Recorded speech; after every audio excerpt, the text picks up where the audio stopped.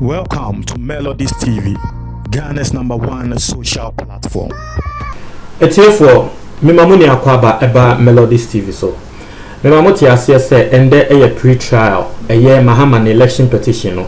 Na and there's something very interesting esi our court. Mede Nina Abraham me born tougher because court in Zambia so one tiasi I want to me entry for. Now I have been monitoring the court proceedings since morning. Metie experting so the lawyers eka na the AC no and then I hear bonnet offer now and there it was a date for pre-trial send a member no and your case management now I want to believe say the name case management and then I go more court no and self-explanatory in the sense say you could determine issues no it be our fact in your mind and that not a pre-trial not a case management now a what and I am say and Mahama through the lawyer Chachuchi Kata FILA application for interlocutory Mambodi ni ya mufancheme na court terms ne die eya na mekra no efame so now na nini na ne tintin bro for case ya ka ne tintin ni titi and say John Dramani Mahama through the lawyer no eka say answer na case ne kra betu aso no wo mo ensemfuo bi a wo mo pese wo mo bisa Jane Mensa wo mo questions bi wo mo listed questions no eda ho a wo mo pese wo mo bisa Jane Mensa intino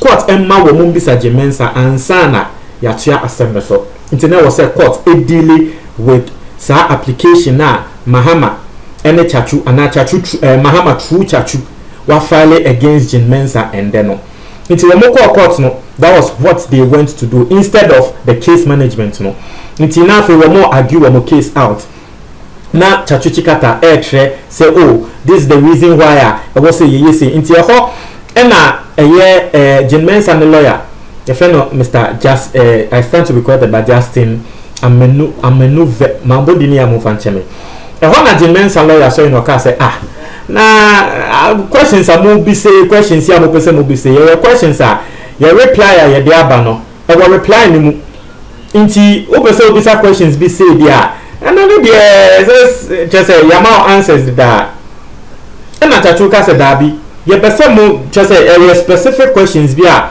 e be boa case no nti ho na president Akufo-Addo ne lawyer I friend no Mr. Akoto-Ampao oh sorry ye no ka say oh asem we there wo hwe se ne asem ne kwa omo de omo hu ne say dabi the NDC for ebisa na ye be ka say de Mahama ebisa ne de ono won't asem no mfa ne ho because first respondent na asem no your command and your second respondent no into so is a work asakra no or ka say wo no de wo advice na advice ne say wo share ensem na Mahama mo pese wo mu bisa na ka cross examination time kra no sa nyama no ye betumi ebisa and indeed obi be ka sa asem nti ho na ye ka tre ne say oh na say wo ka asem ne mfa ho judges ne ka say oh wo ka asem ne mfa ho nti o pese wo ka sa fa ho a eno no then na pese wo ka eno ka so ye futu na wo ma de wonu nsumim e wo law mu no eno pese wo di tuja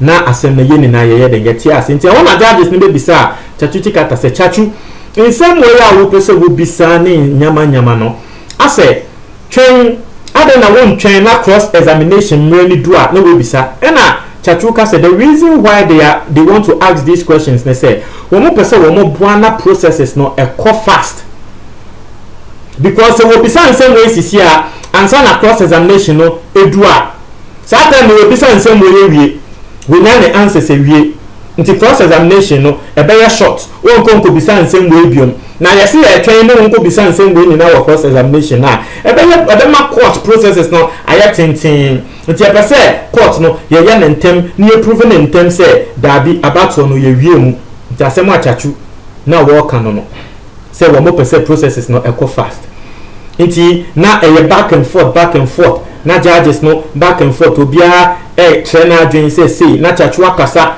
nti in some way say wo court ka na na chachu wo bo Jane Mensa din no judge ba ko e ka chachu say chachu member Jane Mensa din directly address her as the EC until they can say EC and electoral commissioner who addressing the sa young court will be okay with her. But who boni din open asama ka na wa boni din say Madam Jean Mensah ma na Chachu Chikata e ka say oh judge asama who came there me nti asio because say ye ka easy a when ye ka na asem asama Chachu bi say no was say when ye ka na asem e yo no a na judge Kata say oh e betumi aba na say e bia easy kra no e position it e betumi aba na say or only ho into the deputy in the version and name intiana me pesa we addressing no as the easy no intiana no address you are addressing her office but you are not doing it directly or you are not doing it personally and that you say why may declare results no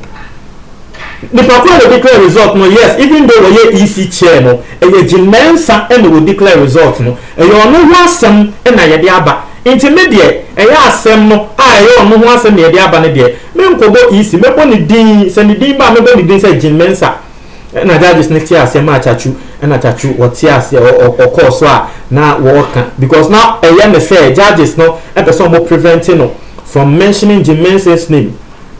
It will be such judge ba kokra court say is it that you are preventing me from mentioning her name? But judges ni be hu say well send asem ne kono on de wo monti ase na Chachu Chikata no wo mbo Jean Mensah ni din na ensem ne da ase ne obeso bo ni din bia no wo mbo ni din nti ho na judges no etie ensem no wo mo ye wo no mka say okay application na and John Dramani Mahama e de aba through Chachu questions a wo mo pese wo mo bisa easy answer na case no ye sha ase ekra no wo mo ekobubu ho wo mo kwatenase adwen afa yes application no na Chachu ebe ma references ne nyama wa trese o in 2013 kra no ye grantee applications bi me kufu ado nsem wo moka na afiche say nsem bebre na wa trese based on sa precedents are asserting into no e was say court so e pene so e ma no e ho e na Jean Mensah so ne lawyer no obaso no ka say oh precedents na wo can enye the same thing precedents na ye set ye ema friend saying ekufa time na ye different from when Chachu aden na wo this asem na eba na ensem bebre na judges ni ka say mo de ye send ya munia mo ka mo obi aka ne de na o say hotena se ne ye say ye de ye de eba judges ni hotena se eba abontin be ready judgment tin kan ensem bebre asem ne tin ni titi na say wo mo say application na Chachu Chikata edeba our music for a year interlocutory say Charlie the word I'm not a lawyer please forgive me our music say we will be bisa questions be answer na ya chiaso no judges ne say we mo mpene nti asem no obi be se atonsium nti no sisia no the I think the case management or the pre-trials will begin say a baby beginning. I think it will begin tomorrow or something. I stand to be corrected. No, obviously I need Chachu there. Chachu no sorry no case okay. Ruling na judges no amano. We pay a certified true copy on the ruling. Na womonso enko steady. Na ensembia e wo biano. Womonso e de beba na trese obia ehu de da ho. Nti asemwa ende ekosi wo court no mo. The na yesusu say pre-trial or kwa case no asem no NDC for the different matter by but ruling na judges no edeba and say wo mpene e ma questions no emba but you see no I will not say this because it might become a better contempt but here can arguments no the way the arguments were leveled out well and things now we share social media commentary a lot of people felt say ebia na judges na ebe granted say Chachu Chikata the application no yebe because you can on the floor of parliament on the floor of the Supreme Court how the matters were argued well it looked as if Chachu was able to argue the matter out well but no no ejina ruling so into Supreme Court na omode on ruling saba say eda ho into no we share the Ghana for I just want to read some comments from social media what Ghanaians are saying.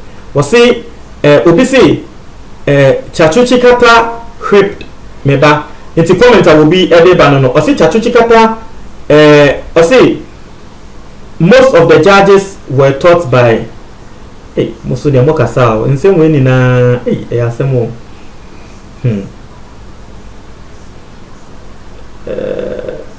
nsem we ni na ebe contempt o mean to me video I say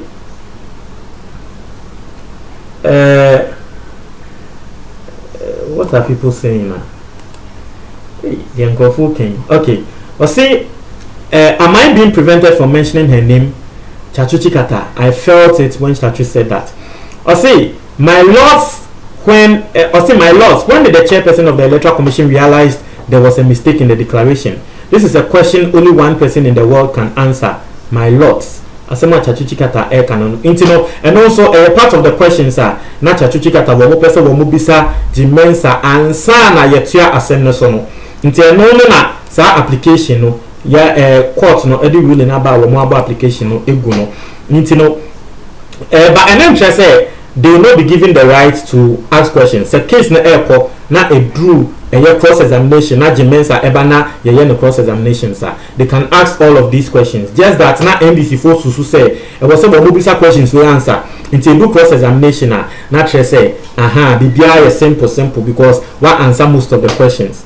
But so ampene. In fact, Jimensa krana ne lawyer esusu said that be NDC 4% or more than asem no tenten because ya sheshe date say asem no yenye pre-trial yen to asonko afi de wudi bibi be she nim na tese asem no o twe ne tenten so NDC na wo mo efi say anamahama ne lawyer chachu wo mo fi say asem no wo mo eya ne short amankrofo no Jimensa so lawyer so hu ne said that be NDC 4% mo sheda no mo twe asem ni mu ntino eno na eye argument a eko I say they say when you mention Chachu Chikata, put some respect on the name. Inti where before ruling ebaye, as Chachu Chikata argued the case out. Ghana for ana etifie ana womuti social media were more commenting no. They felt that Chachu Chikata was able to argue the case out well. Internet will be pass a comment BC say when next you mention Chachu's name, put some respect on it.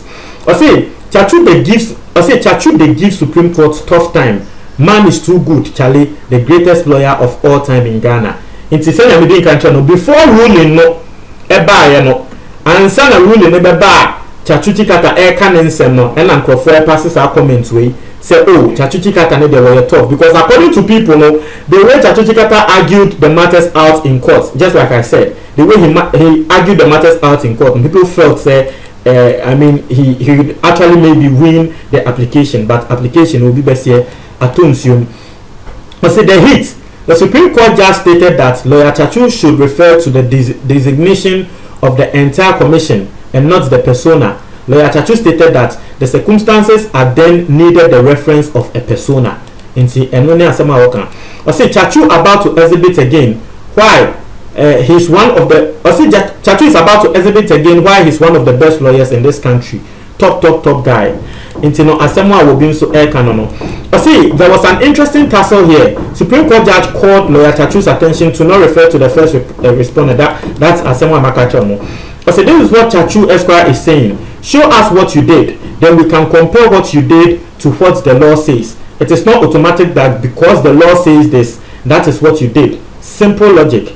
Asemwa Obi also say Chachu Chikata is boss Charlie. He lectured everyone in the courtroom. So those are the things acquire intino asano mesramo senia etino if my mixi assembly be apa mo fancheme but the brief of nsem we see here it was one legal matters there ya na nsem bi wo wa also wo hwe senia obeka but the brief of nsem no ni na no intino senia the brief of the whole thing. Let me just give you the brief again. NBC for yourself will move questions.